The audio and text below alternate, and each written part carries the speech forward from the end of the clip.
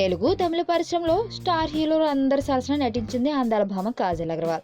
టాలీవుడ్ కోలీవుడ్ లో తిరుగులేని క్రేజ్ తెచ్చుకుంది ఈ ముద్దుగుమ్మ. మెగా ఫ్యామిలీకి బాగా అచ్చొచ్చిన హీరోయిన్ గా కాజల్ ముద్ర వేయించుకుంది.